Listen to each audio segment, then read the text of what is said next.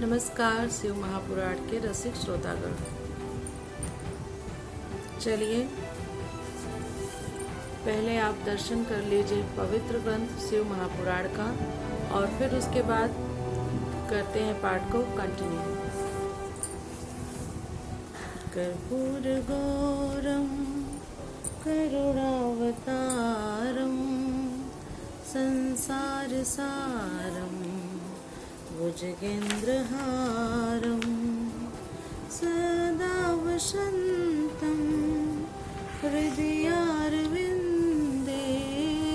सदा वसन्तं हृदयारविन्दे भवं भवानी सहितं नमामि। ओम श्री श्याम शिवाय नमः। ओम श्री गणेशाय नमः।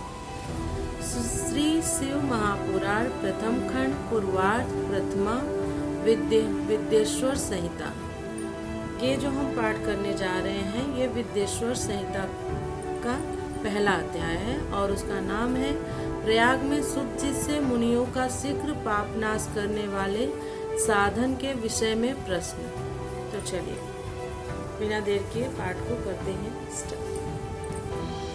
जो आदि और अंत में तथा मध्य में भी नित्य मंगलमय है, जिनकी समानता अथवा तुलना कहीं भी नहीं है, जो आत्मा के स्वरूप को प्रकाशित करने वाले देवता परमात्मा है, जिनके 5 मुख हैं और जो खेल ही खेल में अनायास जगत की रचना, पालन, संहार, अनुग्रह एवं तिरोभाव रूप 5 प्रबल कर्म करते रहते हैं, उन सर्वश्रेष्ठ अजर अमर ईश्वर अंबिकापति भगवान शंकर का मैं मन ही मन चिंतन करता हूँ।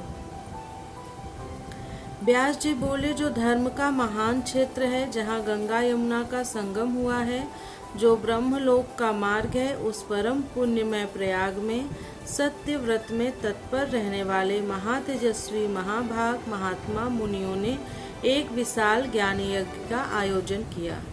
उस ज्ञान यज्ञ का समाचार सुनकर पौराणिक शिरोमणि व्यास शिष्य महामुनि सुत जी वहां मुनियों का दर्शन करने के लिए आए। सुत जी को आते हुए देखकर सभी मुनि उस समय हर्ष से खिल उठे और अत्यंत प्रसन्न चित्त से उन्होंने उनका विधिवत स्वागत सत्कार किया। तत्पश्चात उन प्रसन्न महात्माओं ने उनकी विधिवत स्तुति करके विनय पूर्वक हाथ जोड़कर उनसे इस प्रकार कहा, हे सर्वज्ञ विद्वान रोमहर्षण जी, आपका भाग्य बड़ा भारी है। इसी से आपने व्यास जी से यथार्थ रूप में संपूर्ण पुराण विद्या प्राप्त की, इसलिए आप आश्चर्य स्वरूप कथाओं के भंडार हैं। ठीक उसी तरह जैसे रत्नाकर समुद्र बड़े बड़े सारभूतों रत्नों का आगार है। तीनों लोकों में भूत वर्तमान और भविष्य की जो बात है तथा अन्य भी जो कोई वस्तु है वह आपसे अज्ञात नहीं है। आप हमारे सौभाग्य से इस यज्ञ का दर्शन करने के लिए यहाँ आ गए हैं और इसी व्यास से हमारा कुछ कल्याण करने वाले हैं, क्योंकि आपका आगमन निरर्थक नहीं हो सकता। हमने पहले भी आपसे शुभाशुभ तत्व का पूरा वर्णन सुना है, किंतु उससे तृप्ति नहीं होती, हमें उसे सुनने की बार बार इच्छा होती है। उत्तम बुद्धि वाले हे सुत जी, इस समय हमें एक ही बात सुननी है। यदि आपका अनुग्रह हो तो गोपनीय होने पर भी आप उस विषय का वर्णन करें। घोर कलयुग आने पर मनुष्य पुण्य कर्म से दूर रहेंगे, दुराचार में फंस जाएंगे, सबके सब सत्य भाषण से विमुख हो जाएंगे, दूसरों की निंदा में तत्पर होंगे, पराये धन को हड़प लेने की इच्छा करेंगे, उनका मन पराई स्त्रियों में आसक्त होगा तथा वे दूसरे प्राणियों की हिंसा किया करेंगे। वे अपने शरीर को ही आत्मा समझेंगे। वे मूढ़ नास्तिक तथा पशु बुद्धि रखने वाले होंगे, माता पिता से द्वेष रखेंगे तथा वे कामवश स्त्रियों की सेवा में लगे रहेंगे। ब्राह्मण लोभ रूपी ग्रह के ग्रास बन जाएंगे, वेद बेचकर जीविका चलाएंगे, धन का उपार्जन करने के लिए ही विद्या का अभ्यास करेंगे, मद से मोहित रहेंगे, अपनी जाति के कर्म छोड़ देंगे, प्राय दूसरों को ठगेंगे, तीनों काल की संध्योपासना से दूर रहेंगे और ब्रह्म ज्ञान से शून्य होंगे। दयाहीन, अपने को पंडित मानने वाले, अपने सदाचार व्रत से रहित, कृषि कार्य में तत्पर, क्रूर स्वभाव वाले एवं दूषित विचार वाले होंगे। समस्त क्षत्रिय भी अपने धर्म का त्याग करने वाले, कुसंगी, पापी और व्यभिचारी होंगे। उनमें शौर्य का अभाव होगा। वे युद्ध से विरत अर्थात रण में प्रीति न होने से भागने वाले होंगे।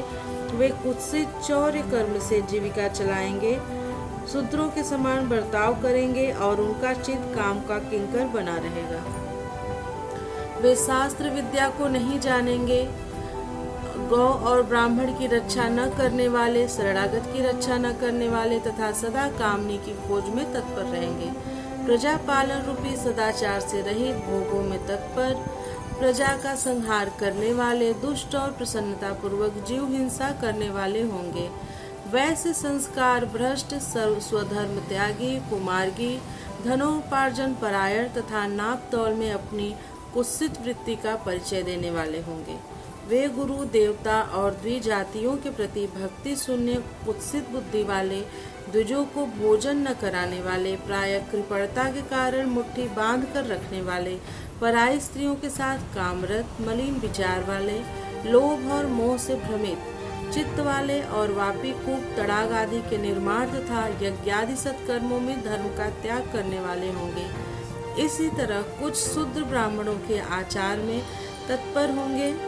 उनकी आकृति उज्जवल होगी अर्थात वे अपना कर्म धर्म छोड़कर उज्जवल वेशभूषा से विभूषित हो व्यर्थ घूमेंगे।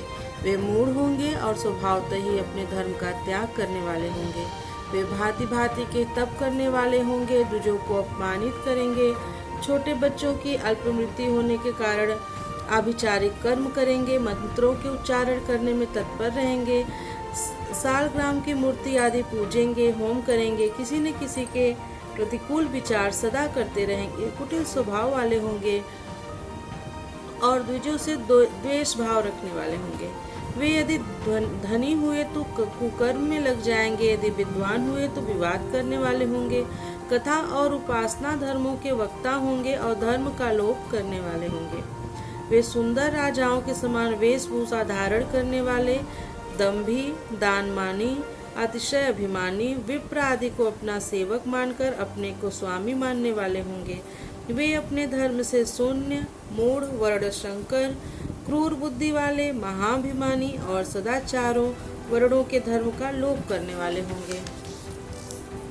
वे अपने को श्रेष्ठ कुल वाला मानकर चारों वर्णों से विपरीत व्यवहार करने वाले, सभी वर्णों की भ्रष्ट करने वाले, मूढ़ और सत्कर्म करने में तत्पर होंगे। कलयुग की स्त्रियां प्रायः सदाचार से भ्रष्ट होंगी, पति का अपमान करने वाली होंगी, सास ससुर से द्रोह करेंगी, किसी से भय नहीं मानेंगी और मलिन भोजन करेंगी। वे कुत्सित हाव भाव में तत्पर होंगी, उनका शील स्वभाव बहुत बुरा होगा। वे काम विह्वल, परपति से रति करने वाली और अपने पति की सेवा से सदा विमुख रहेंगी। संतानें माता पिता के प्रति श्रद्धा रहित, दुष्ट स्वभाव वाली, असत विद्या पढ़ने वाली और सदा रोगग्रस्त शरीर वाली होंगी। हे सूत जी, इस तरह जिनकी बुद्धि नष्ट हो गई है और जिन्होंने अपने धर्म का त्याग कर दिया है, ऐसे लोगों को इहलोक और परलोक में उत्तम गति कैसे प्राप्त होगी, इसी चिंता से हमारा मन सदा व्याकुल रहता है। परोपकार के समान दूसरा कोई धर्म नहीं है, अतः जिस छोटे उपाय से इन सब के पापों का तत्काल नाश हो जाए, उसे इस समय कृपा पूर्वक बताइए, क्योंकि आप समस्त सिद्धांतों के ज्ञाता हैं।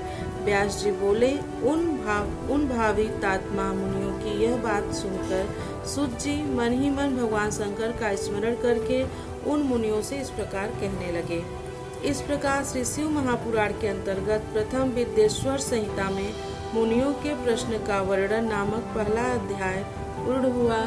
प्रियम शंकरम सर्वनाथम नमामि। हर हर महादेव। मिलती हूँ अगली कथा में।